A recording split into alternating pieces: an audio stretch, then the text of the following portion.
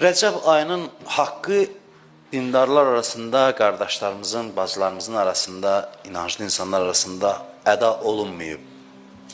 Rəcəb ayı o qədər ki, layiqdir tanınmağa tanınmayıb. Rəcəb ayı çox gözəl bir aydır. Gözəlliyi vəsfə, tərifə gəlməz.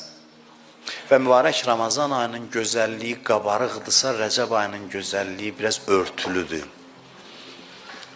Rəcəb ayının gözəlliyini kəşf etmək lazımdır. Biz, bax, bu gözəllik yarışmasında qalib olmaq üçün elə bilirəm ki, tarixi bir şans yaranıb. Bir şey o qədər bəziyib, şar kimi şişirdiblər ki, sanki artıq partlamaqdadır. Və insanlar görür ki, elə bil, dünyada belə bir ab-hava var ki, əsrlərlə onları alladıblar. O qədər də belə bir xəbər yox imiş ki, deyirdilər. Başa düşürsünüz, o qədər də belə təqdim olunan qədər də deyil. Belə bir məqamda bizim üzərimizə məsuliyyət düşür ki, biz təkcə sözlə yox, biz göstərə bilək.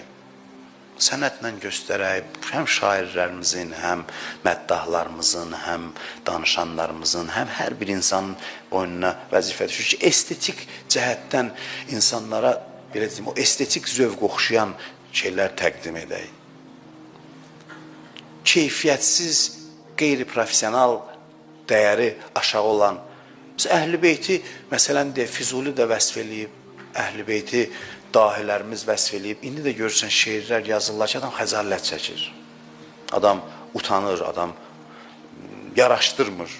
Niyə bizdə bu xəstəlik, mərəz yaranıb ki, biz gözəl olan bir şey, çirkin rəngə bulayıb cəmaata veririk? Biz toxunmasaq daha yaxşı olardı. Hərdən elə olur ki, biz olmasaydıq, cəmaat elə özünə gəlib, elə bir dünyanın elə bir vəziyyətinə çatmışıq ki, bezib usanıb, vallah belədir. Vallah bəzən da yalvarmağa qalır mənə ki, sözümü, doğruluğunu sübut eləyim. Belədir, sadəcə olaraq axtarır o gözəlliyi təqdim eləyən yoxdur və əksinə bəzən də biz mane oluruq, baxır bizə deyir, yox, bu da deyil mənim istədiyim. Burada belə bir şey görmürəm. Ona görə də çox böyük bir məsuliyyət düşür boynumuza və gözəllik hissindən danışarkən birinci xütbədə burada da buna toxunmaq istəyirəm. Və lakinnəllah həbbəbə iləykumul iman və zəyyənəhu fi qulubikum. Quran da bu hissə istinad edir. Deyir, Allah imanı sizə sevdirdi və gözünüzdə gözəlləşdirdi.